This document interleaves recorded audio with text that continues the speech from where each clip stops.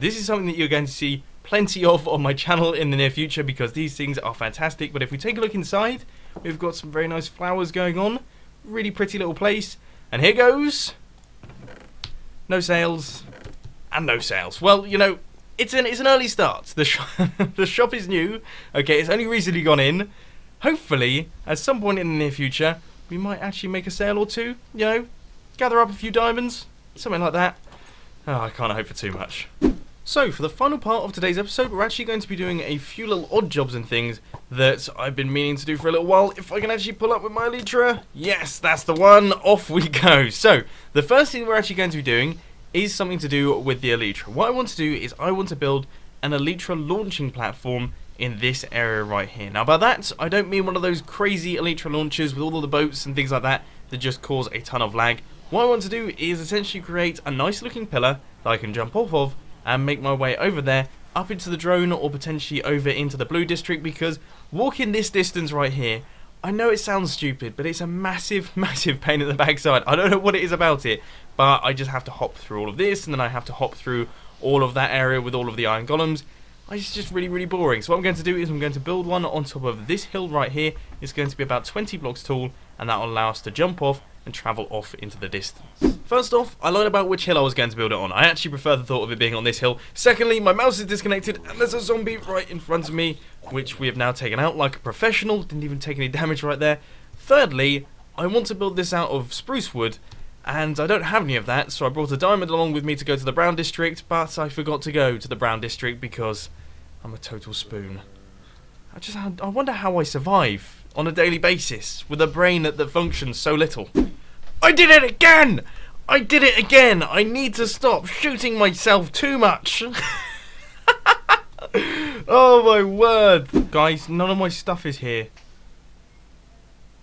I'm literally not seeing any of my stuff. I have no idea where it is. Oh, I'm so genuinely concerned right now.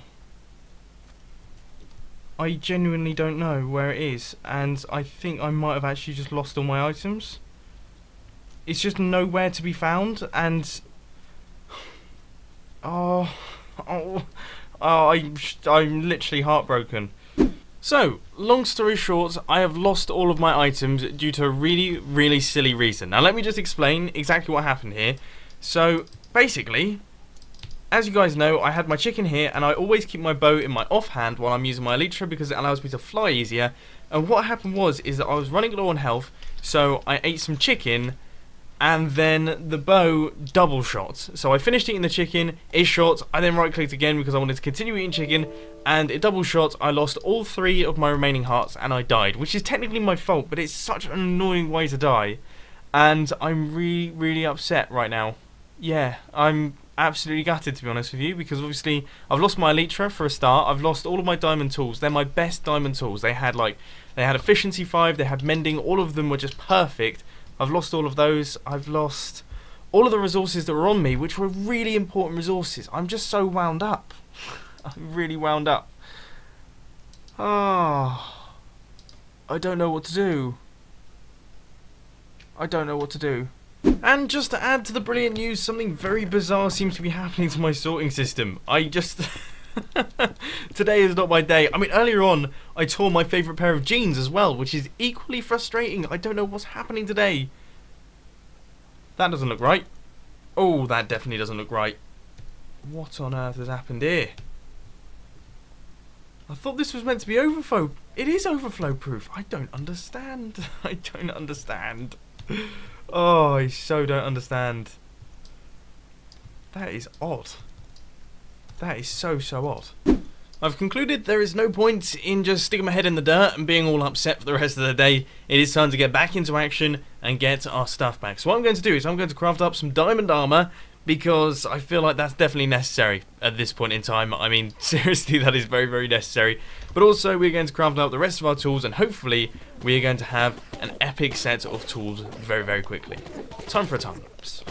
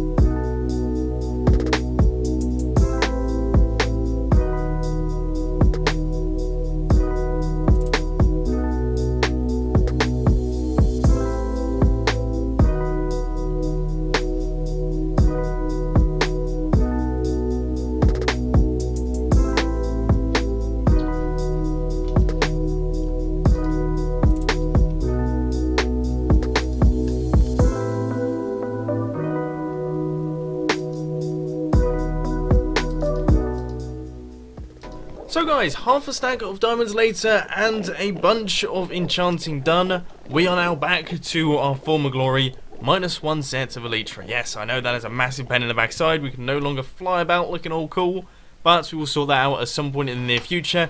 Me and Iskall will have to go out and fight another Ender Dragon like champions once again, because that was a lot of fun. But I'm going to be leaving that for now, because as you can see, we've got Silk Touch, Efficiency 5 on Breaking 3, we've got Efficiency 4 on Breaking 3, Efficiency 4 on Breaking 3, and Fire Aspect 2, Sharpness 5, and also a bunch of pretty decent armor. I mean, it's not too bad, it's all Protection 3, which is nice. Would have liked Feather Falling on the boots, and Depth Strider as well, that's something I'm definitely missing. But hey ho, we are looking good, and we're finally all in diamond as well. I'm sick and tired of not having armor. This is 10 million times better. Anyway, we're now going to hop back over to the RV because there is one final project that I want to do. Speaking of Iskall, I'm actually going to be playing a minor prank on him. I'm sure he's going to love it. So, we're currently right the way down next to Mr. Iskall's base. This is where we're going to be building the prank, and it's not going to be visual, but it is definitely going to be audible. As you guys know, we are part of the lag busting team, and I'm actually going to devise a test for Mr. Iskall to try and find a source of lag, or more importantly sound. And if he can find this, then he should be able to locate the lag on the server. This is essentially like a job interview, I guess you could say, for the lag busting team. So what I'm going to do is I'm going to chuck a few doors down like this. They're going to be making their way across all the way here. We're going to have a door there, we'll have a door here. Yep, I think that should do the trick. And when I break this redstone torch, all of these redstone torches are going to start flicking on and off. But first off, I've got to place in the sign, so of course he knows what is going on here. But that is going to be the prank. Now I actually had to make a few modifications to the design. As you can see, we've got our redstone torches over here, and then we have our doors over in this section, but it's exactly the same system. And now we have our signs in place, so it says this is a test of your lag busting skill. If you can find this, you're a skilled enough player to be part of the super skilled lag busting team. Congratulations, you passed from Mumbo. So hopefully Iskall will be able to locate this thing nice and quickly before it drives all of the hermits mad. I have just noticed though, he has just put a message in the chat, which means he's probably nearby. Let's just give it a go and turn it on, and then place our blocks to move away. And I'm going to keep an eye on the chat to see if he actually...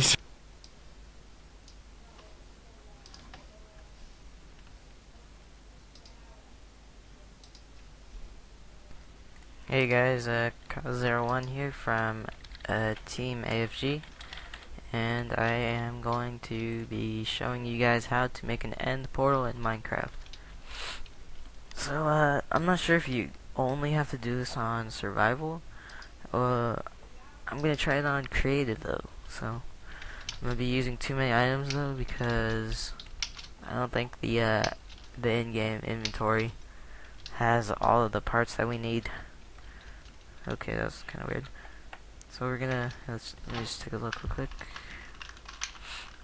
Yeah, they don't have it. Okay, so you're gonna go and, ooh, that's fancy. Go into here. I'm using too many items. Get a, what is this? Eye of Enders. Okay, let me get Eye of Enders.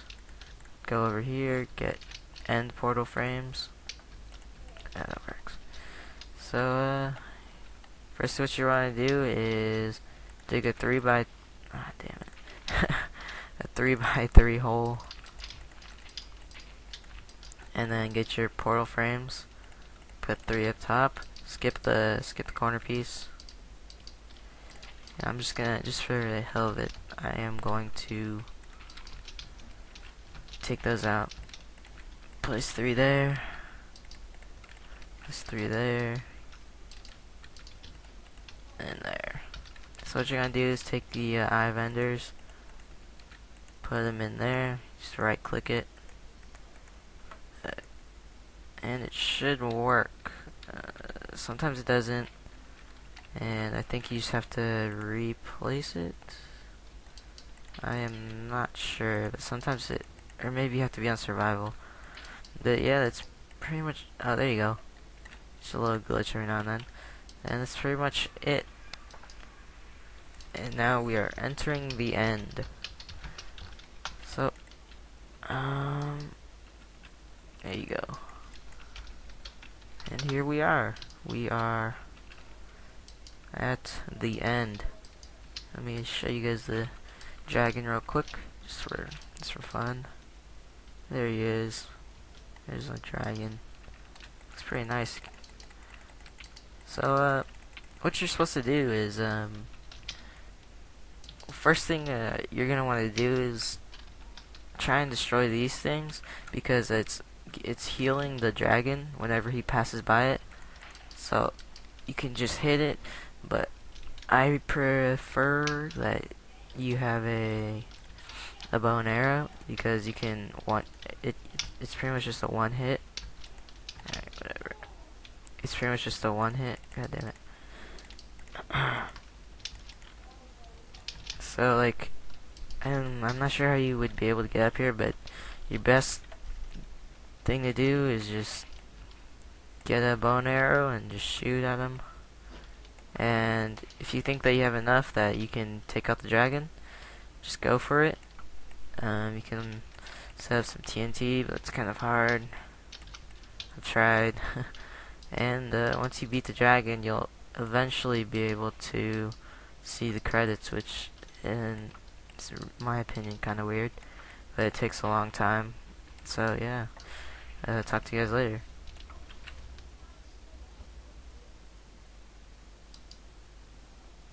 Beautiful, smooth icing is quite literally the icing on the cake at Christmas.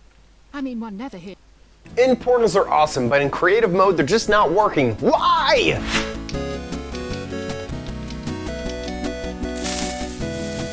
Hello everybody and welcome to OMG Craft. I'm your host, OMG Chad. Now, by the title of this video, you're probably thinking, I already know how this works.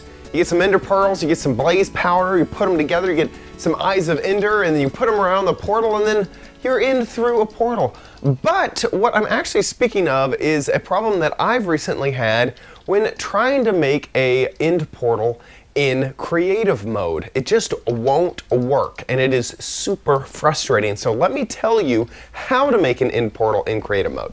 So here we are inside of Minecraft, and you can see that there are two portals here. Now, there's not a lot different with them at all, actually. And you'll see that if I put the last eye in this one on the right, it will create a portal. But if I put an eye in this one on the left, it will not. Now, both of these portals were made in creative, but one was made incorrectly, obviously.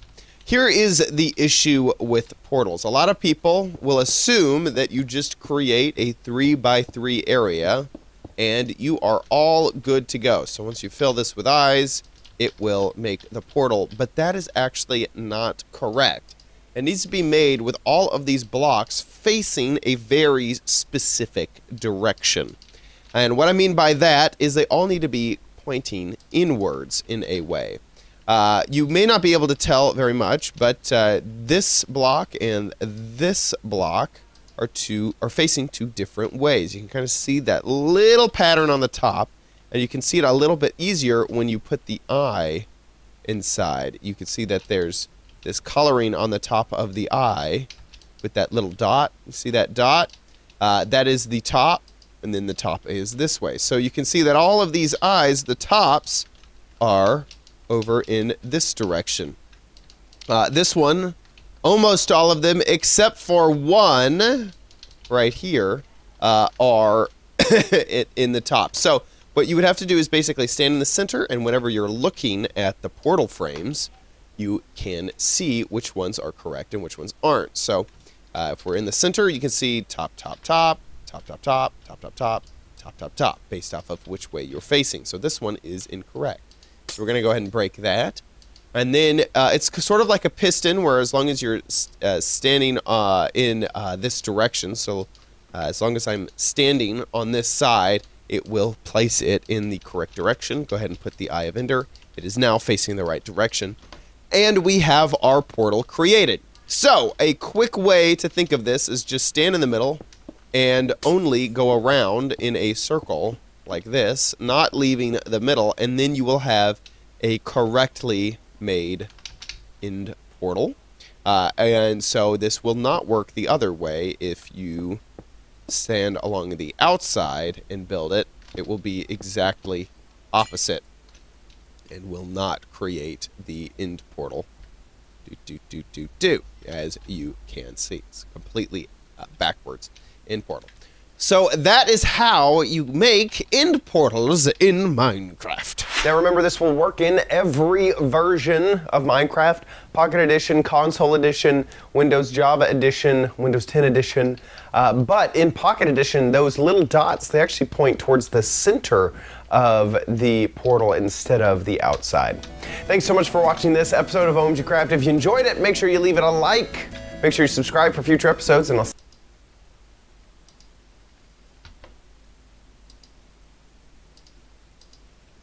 does anything over the next couple minutes, because if he ever goes to his storage system, he is definitely going to know about that. Now, I've waited around for around about 15 minutes. So far, Isgal has not made his way into the storage system. In fact, he doesn't look like he's actually in his base. He's probably over by the Brown District. So I will keep you posted on his responses. Let's see if we can actually hear this thing. Good. Okay, so we're totally unaffected. It is literally just Isgal who's going to be hearing those doors going on and on until, of course, he actually locates the machine, which is fantastic. That's just the way that I like it. So I hope that you enjoyed that little prank, and of course I'll put a link to Isgal's channel down in the description. But unfortunately, that is all I've got time for today. I apologise for this slightly all over the place episode. It's been one of those ones that I had a few projects.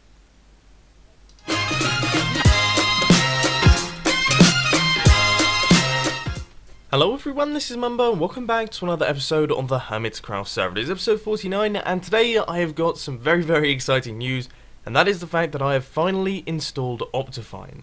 Now, believe it or not, I am currently rendering a video right now, and as you can see, we are sat at around about 60 frames a second. Just as I opened up the F3 screen, it dropped down to 46, but we are sat at around about 60 frames a second, which is incredibly smooth, especially considering something like 80% of my RAM is currently being used, and something like 75% of my CPU is currently being used by After Effects, which is rendering the video. This is pretty smooth. I mean, generally speaking, when I'm rendering a video and recording a video, I tend to get about 19 frames a second, which isn't the best viewing experience for you guys. So hopefully, this is an absolutely massive improvement. And of course, when we stop rendering the video, we are going to be getting incredibly smooth frame rate. So I can't wait to see it. I can't wait to see how smooth my videos are going to be looking from this point forth. So yes, Optifine is now installed. You guys have been telling me to do it for a very long time now, and I finally got down to business and have done it. But anyway, aside from all of that sort of thing, in today's video we have got a bunch of very awesome plans. I've got a ton of things that I want to do, a bunch of clearing up to do. One project that I know a lot of you guys have been asking about down in the comment section, that is finally going to get done. I'm just thrilled to be back on the Hermitcraft server. So let's crack on. So as you guys probably know, I am a little bit of a poor hermit at this point in time. As you can see, we've only got about half a stack of diamonds. We've got a bunch of other stuff, but our diamond supplies are definitely suffering. And at the start of the previous episode of Hermitcraft, we actually went out and did a mining session, managed to get a bunch of diamonds. Then halfway through that episode, we died, and we had to get a whole new set of gear, whole new set of tools, which used up around about half a stack of diamonds in total, which wasn't particularly brilliant. I mean, I wasn't particularly happy about that whole situation. So now, at the start of today's episode, we're going to be doing another mining session, hopefully to get a few more diamonds. I want to aim for over a stack in total. That is my plan. Of course, we've only got a Silk Touch pickaxe at the minute. We don't actually have a Fortune pickaxe, so we're going to have to get the ores here. But I want you guys to let me know down in the comment section how many diamonds, how much redstone, gold, coal, and iron you think I'm going to get during this 1 hour, and then I'll give you the results in a little bit. Alright guys, something very strange has happened. I have just been mining fatigued. We're around about 45 minutes into the mining session. By the time you watch this clip, obviously I will have finished the mining session. But the only way that this could happen is through an Elder Guardian, which means that there probably is an ocean temple above us right here. And we are somehow within 50 blocks of an Elder Guardian, which means that we have now been... yeah, we're really slow. That's so bizarre. Alright, well I guess I've just got to leave this place, get out of his territory, and make our way into another strip mine. So we have now returned back to the Mumbo Jumbo RV, and this is what my current resource situation is looking like. So we got 26 diamond ore, which is pretty good going. Of course, when we fortune that, we'll be looking at around about a stack of diamonds from that. I would have thought around about maybe if we're lucky, but also a bunch of redstone ore. As you can see, we got a bunch of gold ore as well, which is pretty good despite the fact that we now have a massive gold farm on the server, and also just a ton of lapis and other bits and pieces, as well as a bunch of stone, because of course we now have a Silk Touch pickaxe. So that has gone wonderfully, wonderfully well. I am feeling hugely positive about that. Now what I'm going to do is quickly pop off to the end. I'm going to try my best to get a Fortune 3 pickaxe, and then we can actually mine all of this. So our first little enchantment today is the Silk Touch pickaxe. I wasn't expected to do this, but I saw it come up, and... Why? That is... That's not particularly brilliant. Right, let's try our best for a Fortune 1. I just couldn't help myself.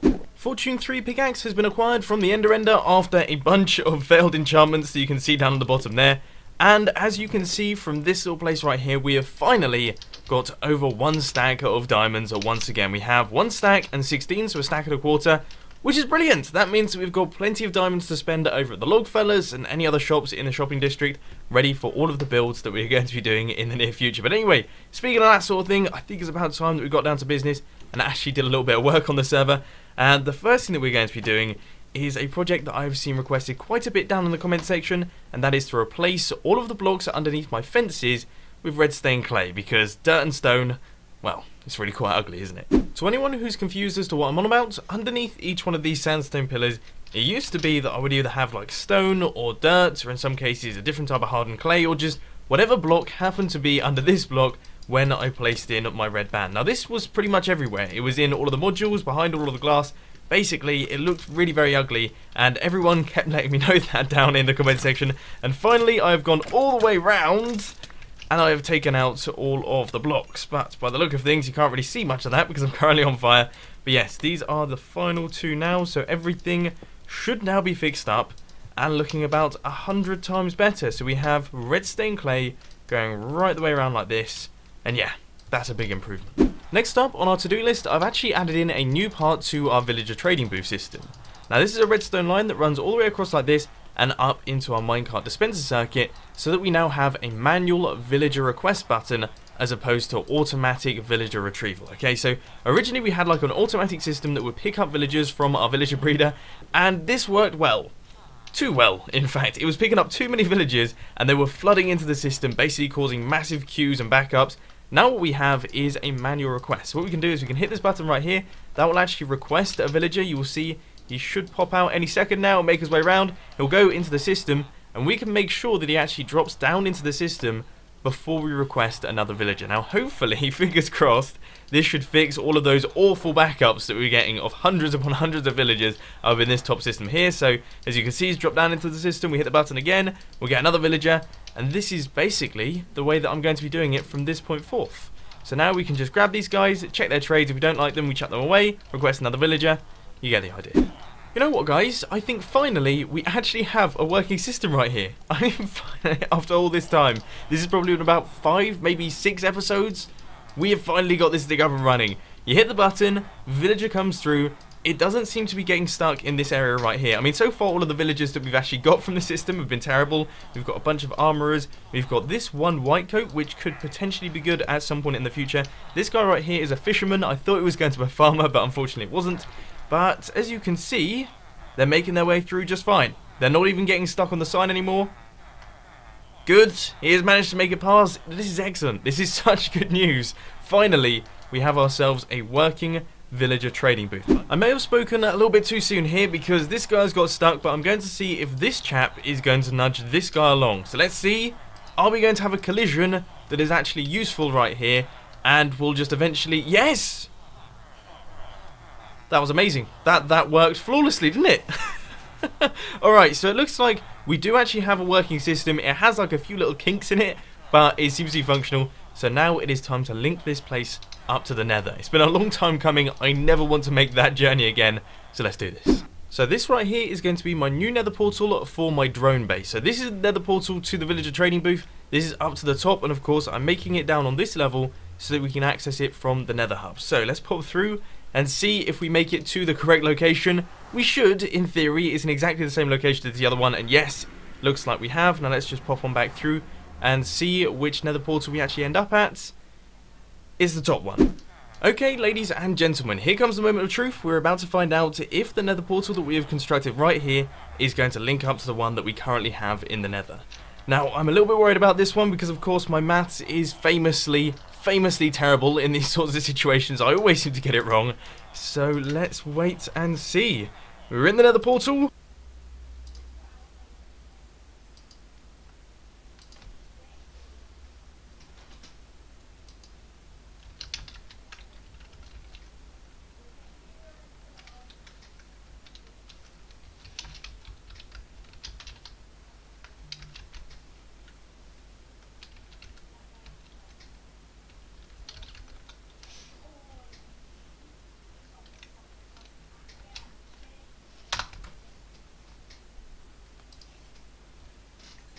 Hi guys, what's up? Today I'm gonna make a tutorial on the Enderman XP farm that I built up on the SciCraft server recently. So this farm is a maximum XP minimum size farm. So you get 60,000 XP per hour and 25,000 Ender pearls per hour. This farm just has an 11 by 11 spawning platform, but because it's built at the lowest subchunk, it spawns enough Endermen so you would get 60,000 XP per hour, which is the maximum amount you can get from Endermen. So let me explain. If you kill an Enderman, you get 5 XP. But you get 3 XP balls. 2 of those XP balls contain 1 XP points, and the other one contains 3. So in total you get 3 XP balls worth of 5 XP in total. And the player can only take in 10 XP balls per second. So that means you can take in 36,000 XP balls per hour.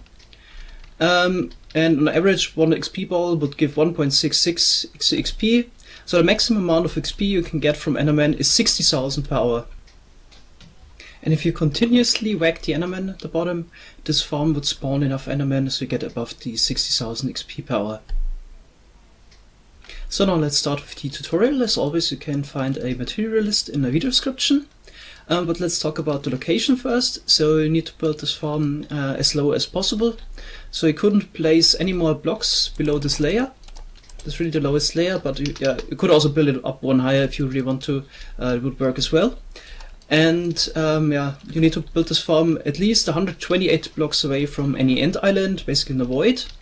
And to get down to those low layers, you could, for example, get a water bucket, place it down somewhere, then get into the water stream and place blocks while you slowly descend. And when you're down, you could either try to get back up in the water stream just by holding shift, or fly with your elytra back up. Okay, now let's start with the actual building. So first of all, you need some space for the Enderman would land on. So I'm gonna put hoppers below so the Ender pearls are getting distributed somewhere. And I just use some simple chests here. You could take them out afterwards. If you want to use a dropper elevator, for example, I would recommend to build this up one higher, so you have enough space to place down a comparator somewhere. And now let's also start with the drop chute. It's just gonna do the outline. So we need some sort of a block. I just use glass here, but technically.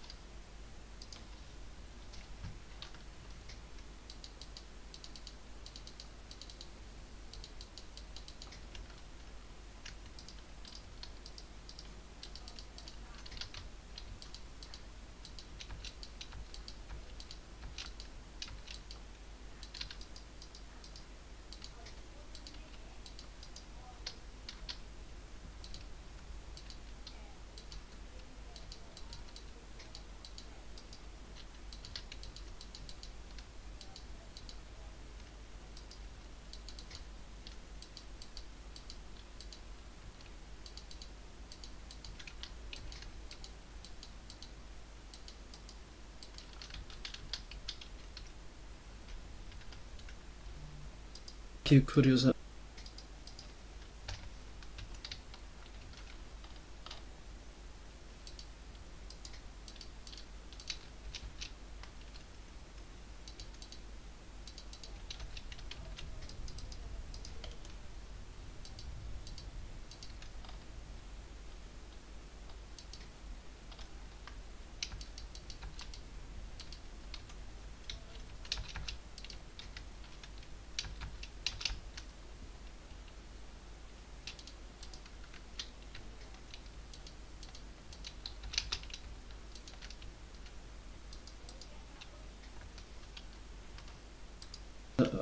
Any other block, and on the side we have either iron bars or glass panes, and also this side.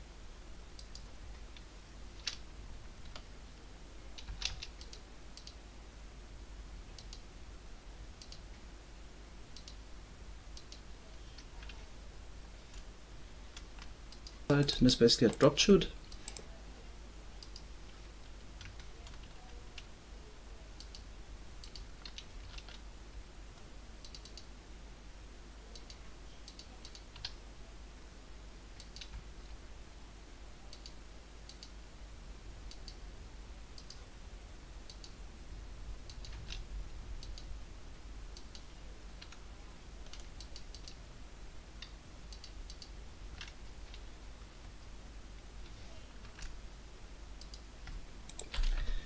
Here we have cobble walls, so you could hit the Enderman, but they can't hit you back.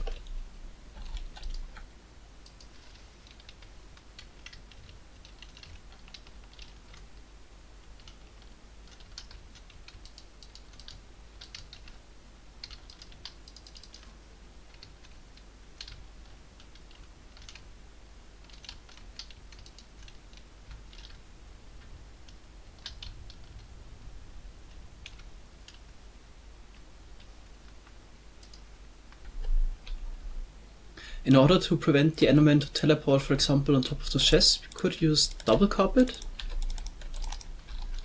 Or make the space too narrow so they can't teleport in there, so we could use some slabs right here. And top of those we also put down double carpet. Could also make the slab one higher, I guess. Like this. Could also expand your platform some blocks right here so you have space for anvils or whatever you need.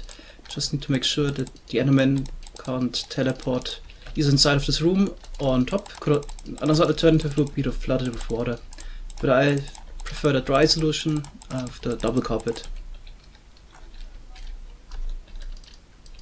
So now let's continue with the drop chute. So this needs to be built up to Y14, so 13 glass blocks in total.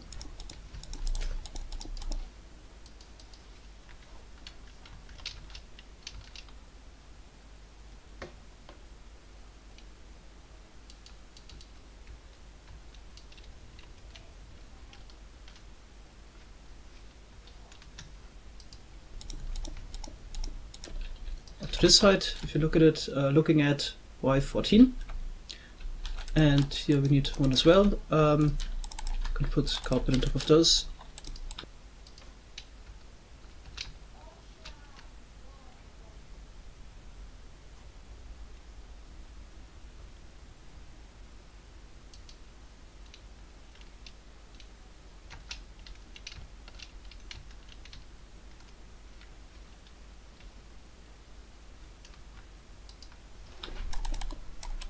And this thing needs to be 2 blocks higher.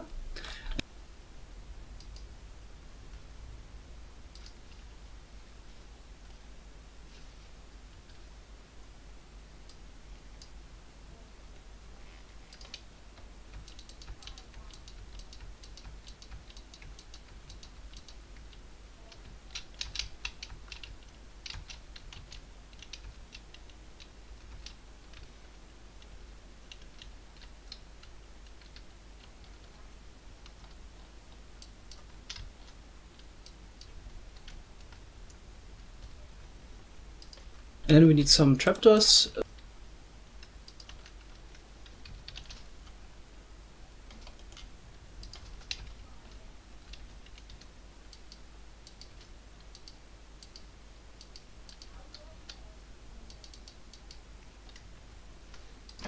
So the Enderman would think there's a full block and run over it, so they fall down afterwards.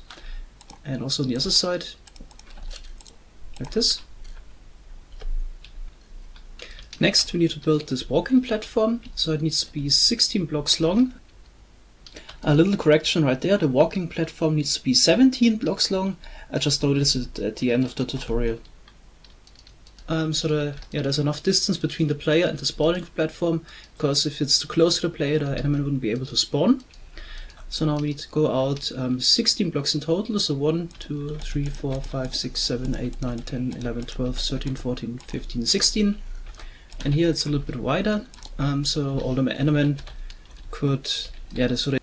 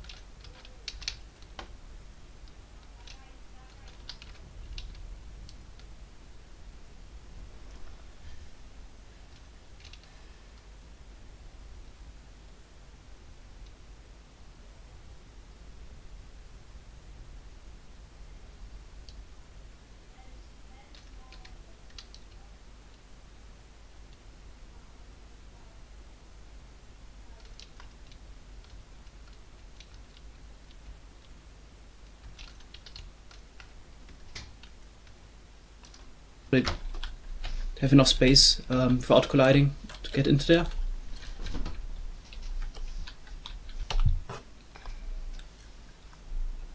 So the next step is to place those iron bars as guardrails. I already saw it on this side, because you have to just pillar up.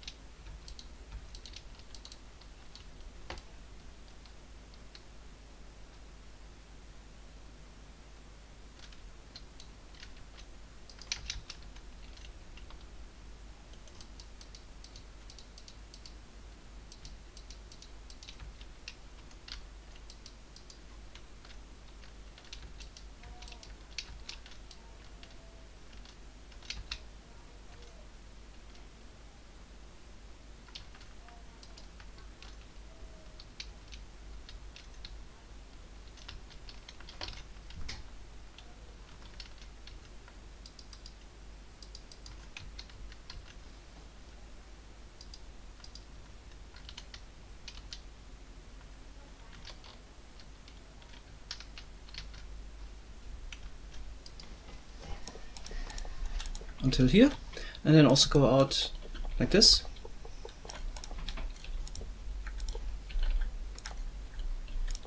And then, yeah, until here. Also do it for the other side.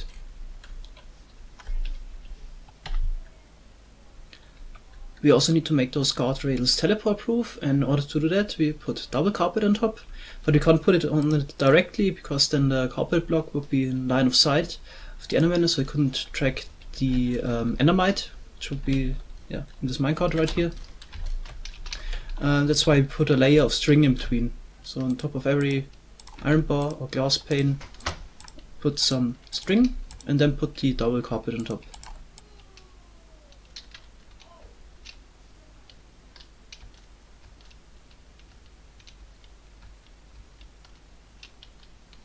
So now we need to get the Endermite into the minecart, and let's first of all put a piece of string on top of the slab, so the Enderman also couldn't teleport there.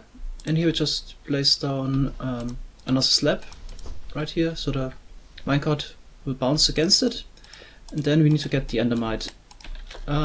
So in survival you need to throw ender pearls, and there's a 5% chance that yeah, perfect, an Endermite would generate.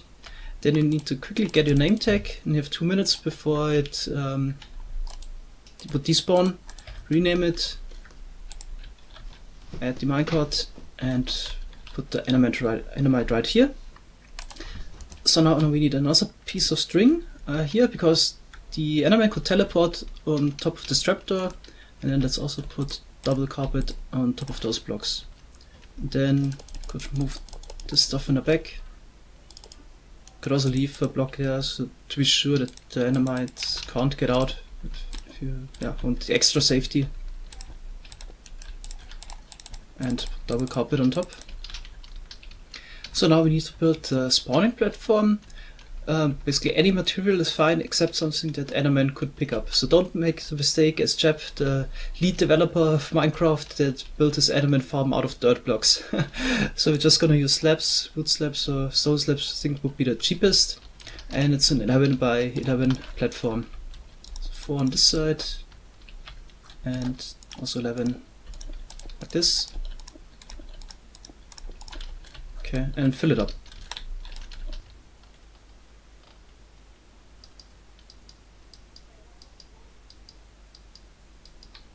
So now we just need to expand the guard rails here on the side.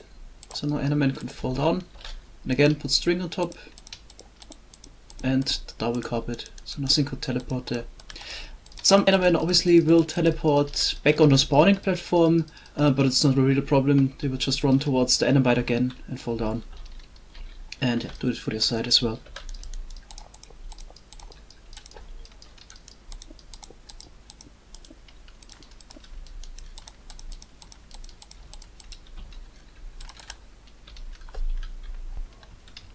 Okay, now we are already at the end of the tutorial, so the farm should be working. Of course not if you have two of those farms next to each other.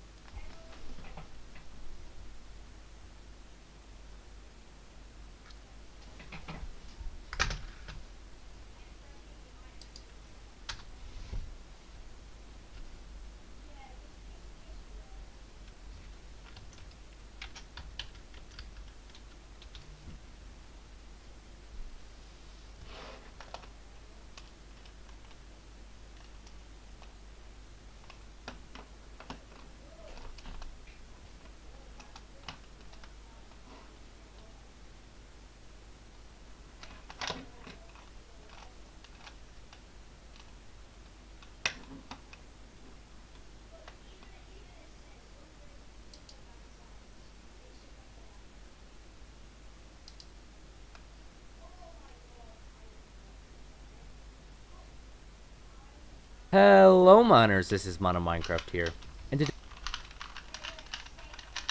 today I will be showing you how to make an efficient Enderman and experience farm just like this one.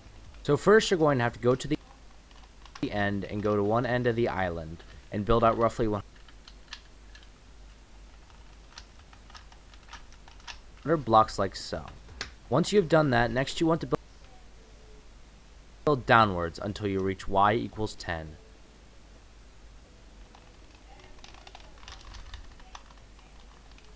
This block here will be where your Endermen fall and die. Take this block and build out once, filling in the corners to make a 3x3 floor. You want to make sure that the blocks here are blocks Endermen cannot spawn on. Around this floor, I suggest you make a 2 or 3 block long border going all the way around with slabs above your head, so you have somewhere to stand and kill the Endermen.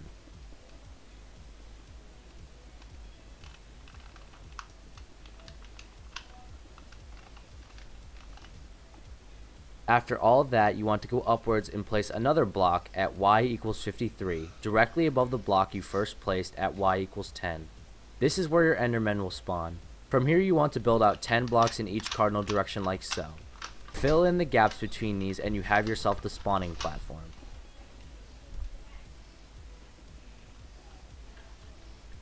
In the center of this platform you will want to go ahead and get yourself an Endermite. Let me note that to do this properly you must be in survival mode. Spawning an Endermite in creative will not work, so grab yourself some Ender Pearls, a renamed name tag, and head into survival. Make sure to build a box like this so the Endermite does not wander away once it has spawned. Next, just simply throw Ender Pearls until you have yourself an Endermite. Head back into creative and name the Endermite whatever you may please. Next you want to place a block, 2 blocks above the center block, with a rail on top of it. Have this rail leading downwards towards the spawning platform like so, with the minecart at the end. You then want to push or attract the Endermite into the minecart. After this is done, just push the minecart up to the top. Destroy all of the rails and place a block above the minecart like so, and you will have most of the farm done. Head to the center of the spawning platform, which is directly below the Endermite, and make a 3x3 hole that is parallel to the one you made earlier. Once this is done, just lay trapdoors around the edges and you've basically completed the farm. If you head back down to the bottom, you will see that Endermen do indeed fall down here. And if you head up to one and tap it, it will die, proving out XP and Ender Pearls. I would also suggest creating a chute from the spawning platform to the bottom so that Endermen don't try to escape their demise. If you have any questions about this tutorial, or want to see a tutorial on how to decorate your Enderman farm in a similar fashion to this one, please do let me know in the comment section below. And if you haven't already, go ahead and hit that like and subscribe button, as it motivates me to make similar tutorials like this one. I do hope this tutorial helped, and I also hope you have a great day. Thanks for watching, and as always, bye miners.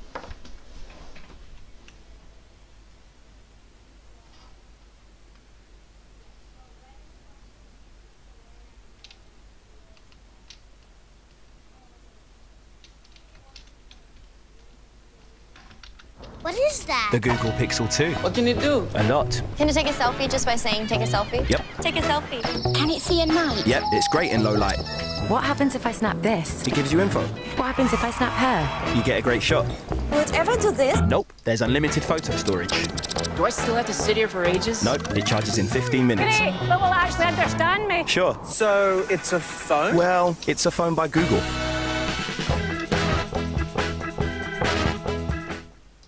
Ladies and gentlemen, welcome to a showcase of an automatic record farm and creeper farm. As you can see over here, we have a skeleton shooting at the creepers that are falling down from up above, and that is providing us with an endless amount of records and a ton of gunpowder.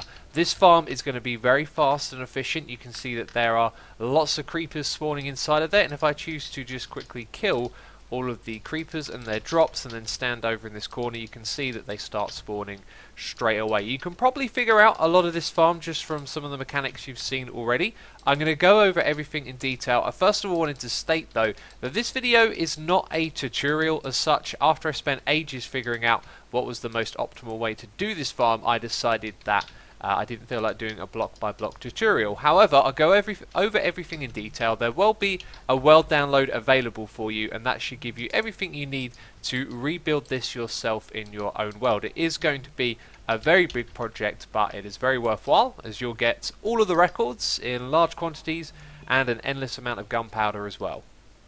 So let's get right into this, and the first thing I must mention is that we've used barrier blocks here so that we are able to look into the farm. It is also night time. I have night vision, and this is all so that we can simulate the correct environment, yet we're able to see what's going on inside of the creeper elevator and inside of the farm as well. Now let's explain location first of all. Obviously I'm in some sort of creative test world, but I've made a specific type so that we can kind of recreate the optimal environment to build a farm like this in. We are in the middle of an ocean, and this means up here on the surface there are no places for hostile mobs to spawn.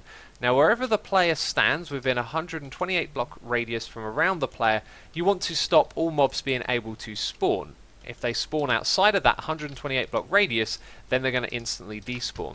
So underneath the ocean there would be all sorts of caves that would need to be lit up. Of course in this test world though, there are no caves whatsoever, so the only places that hostile mobs can spawn is inside of our farm, and that's something you always aim to do when you're making these type of hostile mob farms. The next question to ask is, why have we built this so low down in the world? That is a great question. The reason why is to take advantage of how mob spawning works. If the mob spawning area is under Y15, which is roughly around where we are right now, and there are no other solid blocks or spawnable places above it, then that creeper is going to spawn twice as fast as if it were above Y15. That's not technically correct. The algorithm itself that spawns creepers is going to be working twice as fast because it's all the way down at the bottom of the world. Now you don't need to build this as low as I've done. This bedrock is down at Y4. This is where you first see bedrock in the overworld. You can actually build this farm just underneath Y15, so you don't have to dig down as much, and that's only for the spaces where the creepers spawn. So technically you can leave blocks above the water channel, above these walls around the outside, and above where the creeper elevator is. We are now inside of the farm, and that's a good place for me to show you exactly how this farm works. The most important mechanic, well, there's actually several important mechanics here. The first one we'll talk about is the cat. This is the cat that we own. It's our pet. We have sat it on top of a chest, and the reason that I've done that is because a cat can try to come to you or teleport to you when the player takes damage. And what this does is it gets the cat to go and sit back on top of the chest again after you've taken damage. Now there are trapdoors on the ceiling here, as you can see, and that's because of the height of a creeper. It is slightly smaller than 2 blocks tall. This is not a terribly great example, so we'll switch into game mode 1 and plop that down right there. You can see that its hitbox doesn't collide with the trapdoor above. That means the only things that can spawn here are creepers and spiders, and also bats, which is kind of annoying. So the reason that we've got these carpets on the platform is to stop spiders from spawning. They need a 3x3 space, and that can include going over the edge where there is no block below, and so because of that we have arranged these carpets like so no spiders will be able to spawn in here. Like I said, only creepers and bats, and the creepers run away from the cats. They fall down into the water streams and they get shuffled along into this elevator.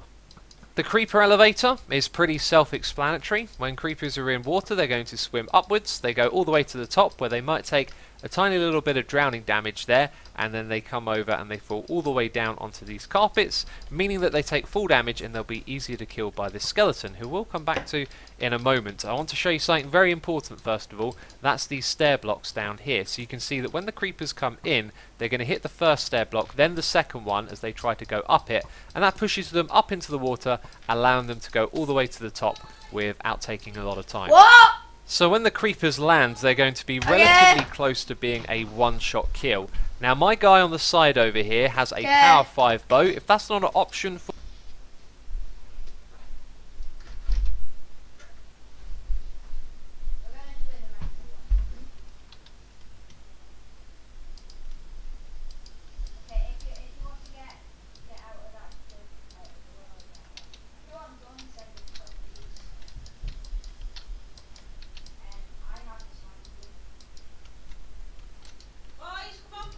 Okay.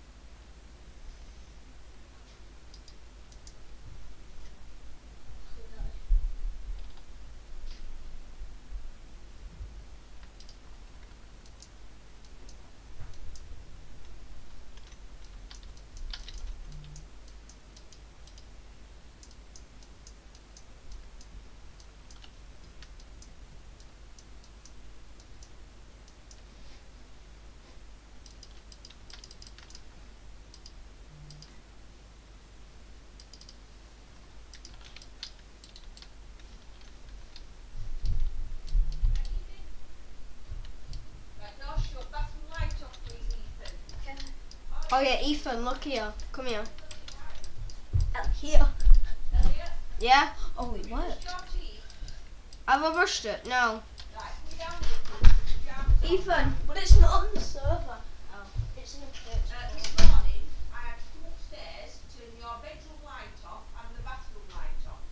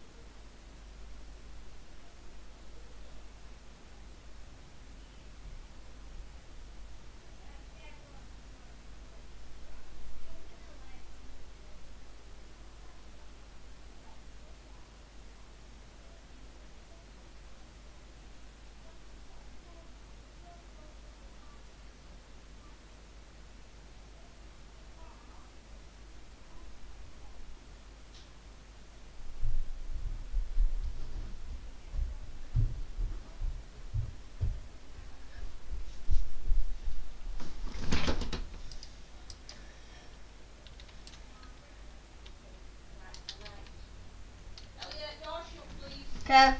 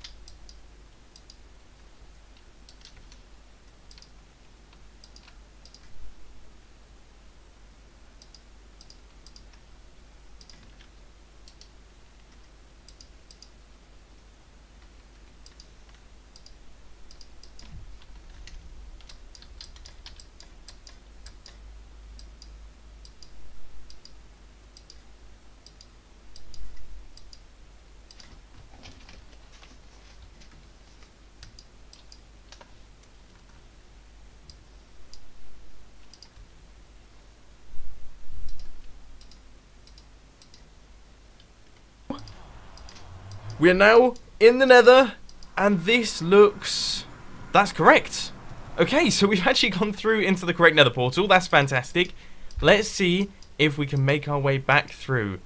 Here comes the most important one, because of course if we can't do this and we can't actually get to the trading booths, it actually worked. It's actually worked. And I've also removed the top Nether portal, so that no longer exists, which means we're not going to be popping through to the top there. Let's see if we can make our way into the actual drone. We'll make sure that this Nether portal is all correct. Hopefully it is. Nothing should have changed. Good stuff. I am finally getting better at linking things up to the Nether. I was always very scared of that, and oh.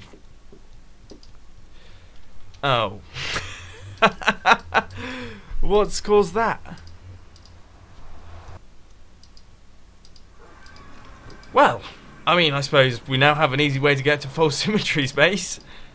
That is a bit frustrating though. Huh.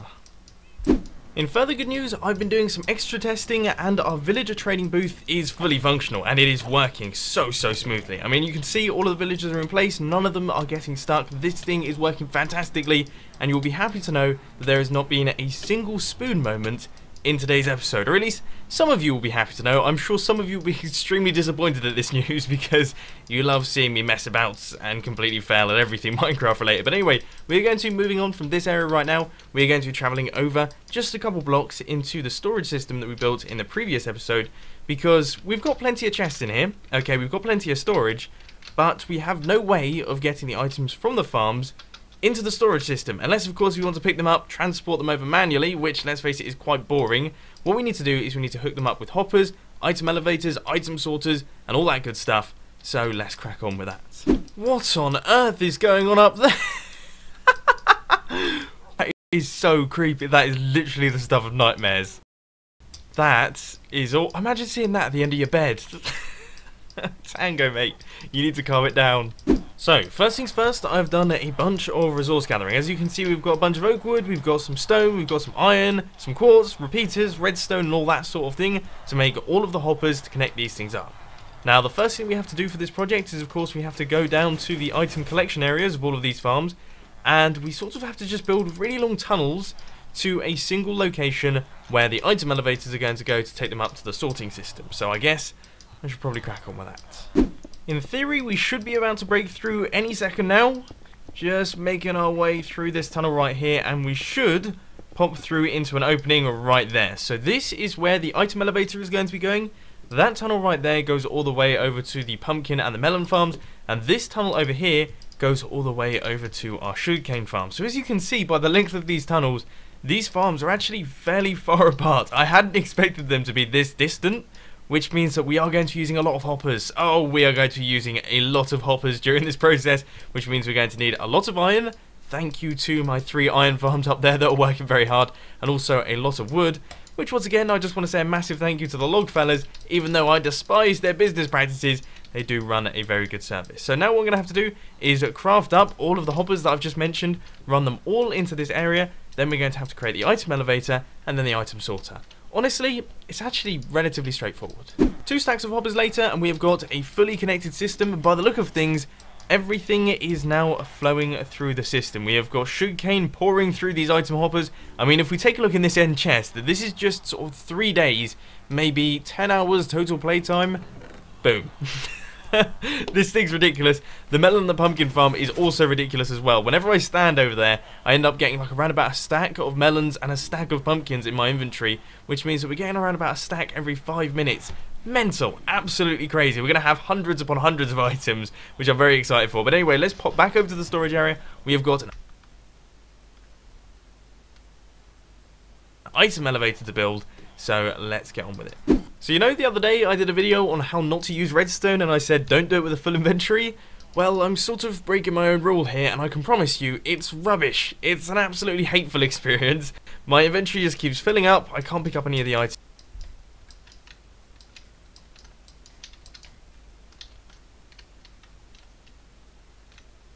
and it's awful. But I'm having to do it because, of course, I am storing quite a bit of important stuff right here. But I'm currently in the process of creating the item elevator. So this is going to be the redstone clock. That there is the pulse extender. That is the comparator to the repeater. That's good. And that's going to take the output from the dropper, which is going to activate this thing. Now all we actually have to do is power it. And I think the way that we're going to be doing that is using half slabs once again. So we're going to have blocks next to all of these droppers right here, going right the way up to the top. And we are definitely going to have to come up with an interesting way to continue this redstone signal on, because as you can see, this is definitely going to run out of the redstone limit. We're definitely going to run out of power there. So I wonder how I'm going to do that. Maybe a repeater and then we start up the other side. I'm really hoping that this doesn't break the system, because that would be really upsetting. Maybe I'll have to do some experimenting with this one. I do apologise for this horrendous clicking noise. I would stop it if I could, but we are currently in the process of testing out the system. It is on constant on mode, which means that we're not actually testing to see if any items are inside the bottom dropper. Instead, it is just permanently running. And as you can see, we have done a few bits and pieces up at the top here, including some repeaters, redstone, and stuff like that. And we're about to find out if this has worked. So let's head over to this final hopper and... how very peculiar. Where have all my items gone? Seriously. They're all there. What? What? Okay. We might need a second item elevator that is staggered from this one. By the look of things. Because this system right here that I've just created hasn't actually worked. And that's very, very bizarre. As you can see, all of the items were in that dropper right there. So what we're going to have to do is we're going to have to grab some hoppers. And we're basically going to have to build a second mini item elevator over here that is just along from this one. So the items are going to go up like this, across a little bit, and then up like this. All very bizarre, isn't it? So as you can see, we currently have some pretty bonkers nutty redstone going on right here.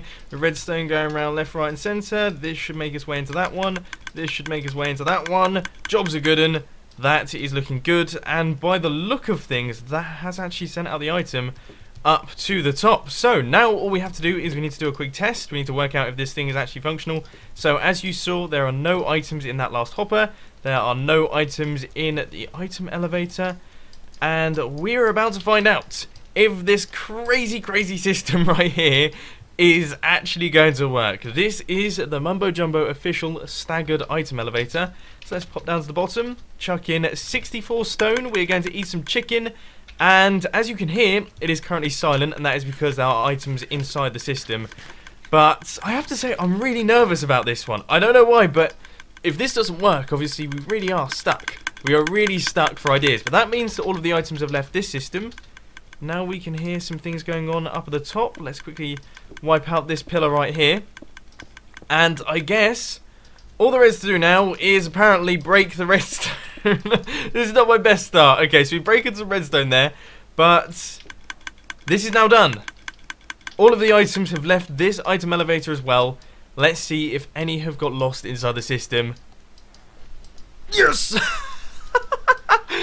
Yes, this crazy redstone contraption actually worked. It actually worked. Oh my word. This is nowhere near the most efficient way of doing things, but I'm just so happy that my Franken elevator is actually functional. So guys, for me it is now early morning the next day. For you, of course, it's just been a simple transition because that's the way the video editing works. But now what I'm starting to work on is the item filters, the sorting system, and all of the hoppers running into all of our chests. So as you can see, we've got hoppers going down into all the chests right here. We've got them on that side as well, and hoppers going into these chests as well. And now I'm starting to work on the item filters, and this is the design that I've come up with simply because we don't have too much space going on up at the top here. But more importantly, this redstone torch sort of needs to be next to this hopper right here, because otherwise it will power this hopper as well, meaning that a lot of the items will make their way into this top chest right here. And that's not really what I want, because then that top chest will fill up first, then the bottom ones will go up towards the top. It will be very strange, didn't particularly like it, so I've decided to modify the design a tiny bit. And I'm going to construct that right here and try my best to explain exactly what's going on. So when we fill up that hopper right there with the items, of course we'll get a power level of 1. As you guys know, that's pretty much how these item sorters work. So we'll get a power level of 1 right here, that'll power this redstone. Then when another item comes through and goes through the hopper, we'll get a power level of 2, which will then unpower this redstone torch, which will then unpower this hopper, which is going to be running into this hopper string, which allows the items from this hopper to drop down into this hopper string. That's basically how an item sorter works. I hope that that made sense. If it didn't, I do apologise, it's early morning. So now what I've done is I've renamed a bunch of items to put through into our item sorting system. So as you can see, this one's got a bit of an interesting name on it, and hopefully no items of that name will be travelling through the system, which means that we can use them in the item filters. So let's just pop on through into the maintenance hatch, and this will actually finish everything up. This will be our full system in place for our melon, pumpkin and sugarcane farm. So what we need to do is we need to go down to the bottom, we need to pick up a few items. Let's quickly do that from this hopper right here. I think there should be, yeah, we've got some melons and we've got some pumpkins as well. What can we throw out? I'd say 2 stone blocks right there, and we also need some sugarcane as well. So let's quickly grab that from this system, get out of there and pop up to the top, chuck these things into the item sorter, and then we'll be good to go. Okay, here comes the moment of truth. We're about to see if this system is actually fully functional. I'm very nervous because this thing is pretty bodged, I have to say, but here goes. Hopper is now in place, items are now flowing through into the system. We have got a horrendous ticking noise, which is definitely a good sign. Oh, let's wait and find out. Now, I have to say the sugarcane farm has been deactivated because it was causing a little bit of lag. So that's currently not on, but there should be enough of it backed up in the system to go through into our hoppers. And yes, I am seeing it travel through. Are we going to see it travel through into... Yes, the sorter is working. This is good. This is seriously good. This is seriously good. Right, let's pop out onto the other side and let's take a look inside the chest to see if the items are going into their correct locations. So we have a little bit of sandstone there, that's from earlier. We've got 13 melons, we've got 14 pumpkins, and we have got some sugarcane coming through. This is excellent news. This is absolutely fantastic news. This thing is actually working. We have managed to build that in today's episode, I am super chuffed. I'm actually going to reactivate the farm now, going to do a little bit of AFKing, but unfortunately, that is all I've got time for today. Oh, I got scared then. I stopped hearing the ticking noise and I was like, surely that's not all the items done. But no.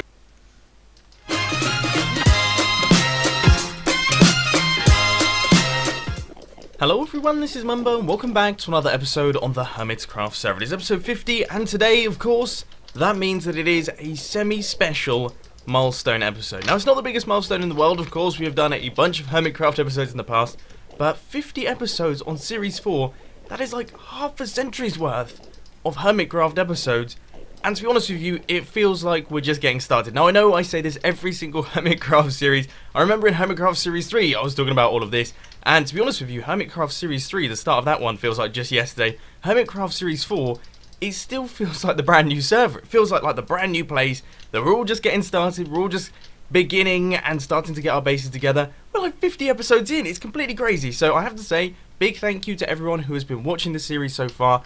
It has gone down so incredibly well. I'm so happy with the responses to the episodes. It's absolutely insane. But anyway, we're not going to be talking about that too much at the start of today's episode because I have got some very, very big plans today. I am super, super excited. It's going to be amazing. It's going to be slightly different from the things that I've been doing recently in the Industrial District, which I'm sure is going to make a few of you very happy. But before we start, I just want to say I do apologise for missing a Hermitcraft episode last week. It was actually due to an editing error by myself, which is very, very silly indeed. I managed to forget to speed up a time-lapse. Yes, I managed to put a time-lapse into a video that was completely regular time, just completely normal time. It lasted for about 8 minutes. It was me enchanting, which, let's face it, wouldn't be very interesting, would it? So I decided to cut that episode out and then upload it on the Sunday instead. But I apologise for those of you who missed Friday's episode. Okay guys, I've got some bad news. I am currently stuck in a block. Fully stuck in a block. Could be about to die. Let's see what happens here. When we log back in, there's no way for me to get out!